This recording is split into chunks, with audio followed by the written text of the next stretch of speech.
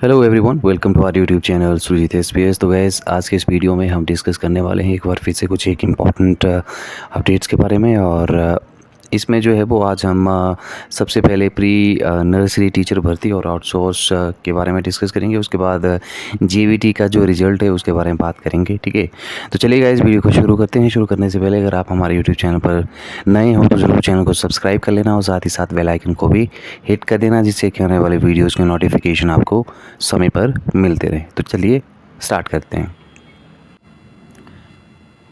तो गाइज़, यहाँ से आप ये देख पा रहे होंगे प्री नर्सरी यानी कि एनटीटी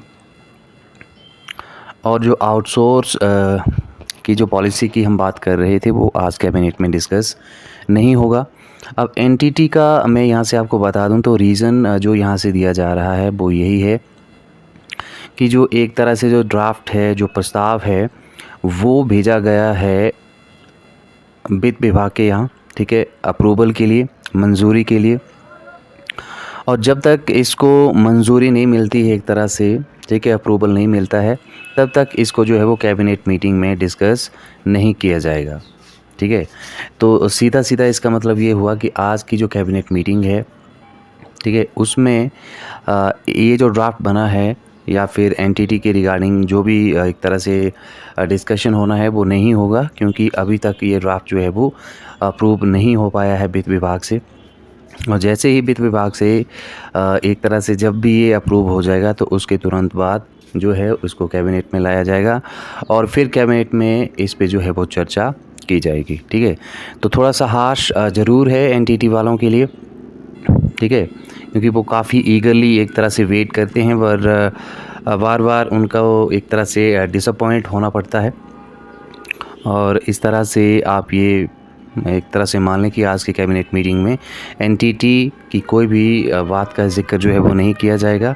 और अब आप वेट कर सकते हैं कि कब ये जो एक तरह से ड्राफ्ट बना है ये वित्त विभाग से अप्रूव होगा और उसके बाद ही इसको जो है वो एक तरह से कैबिनेट में लाया जाएगा।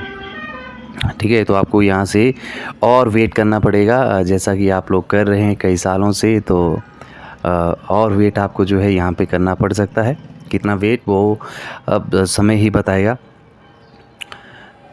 दूसरे अपडेट की यहाँ से हम बात करें तो दूसरा जो अपडेट है वो है आउटसोर्स कर्मचारियों के रिगार्डिंग, और इनको भी एक तरह से काफ़ी वेट करना पड़ेगा इनकी पॉलिसी को लेके, क्योंकि इसको भी जो है वो कैबिनेट में डिस्कस नहीं किया जा रहा है।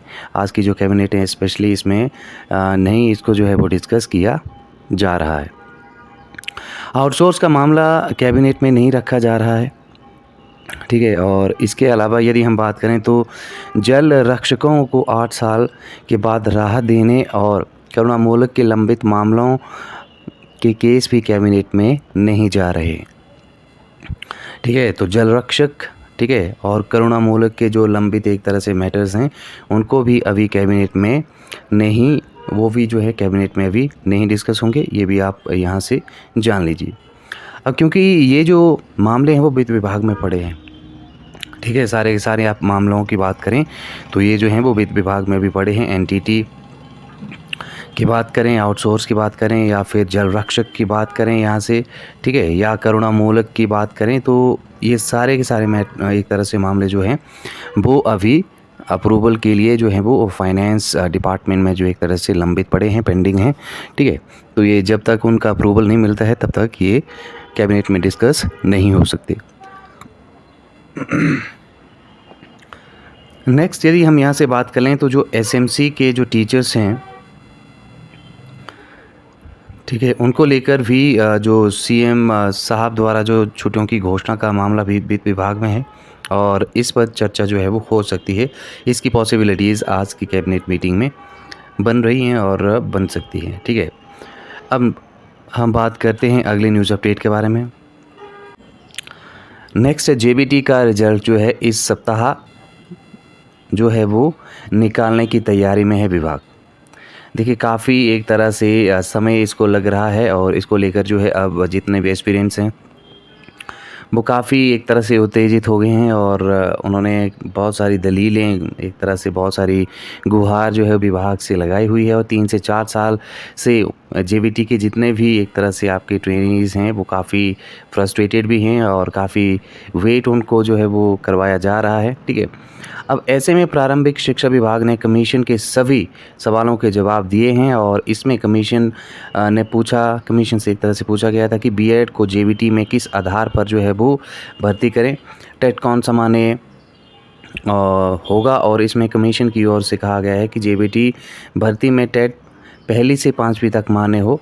बीते सोमवार को कमीशन को ये रिप्लाई शिक्षा विभाग ने भेजा था। प्रारंभिक शिक्षा विभाग में की माने तो मेरिट में आई बीएड की नियुक्ति देते समय पत्र में साफ किया होगा कि जेबीटी भर्ती पर सुप्रीम कोर्ट के अंतिम फैसले को माना जाएगा, यानी जेबीटी का रिजल्ट आने पर डीएलएड व बीएड दोनों की नियुक्तियां दी जाएगी।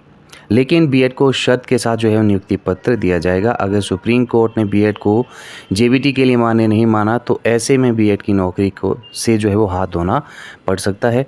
इसके अलावा विभाग ने बीएड की एक तरफ से आप ये कह सकते हैं कि एक शर्त लगा दी है कि बीएड अभ्यर्थियों को टेट पहली से 5वीं वाला मान्य रखा गया है। इसके अलावा 5वीं से 8वीं दूसरा टेट जेबीटी के लिए मान्य नहीं होगा। दरअसल हमीरपुर चयन बोर्ड की ओर से शिक्षा विभाग से क्लैरिफिकेशन मांगी गई थी, ठीक है। और जेबीटी के लिए टेट कौन सा मान्य होगा, अब जब शिक्षा विभाग ने रिप्लाई कर दिया है तो इसी हफ्ते जेबीटी का जो रिज़ल्ट है वो आ सकता है, ठीक है। तो जितने भी बीएड के जो धारक हैं उनके लिए यहाँ से ये मान के चलिए कि उनकी जो अपॉइंटमेंट होगी वो विद कंडीशन होगी, ठीक है।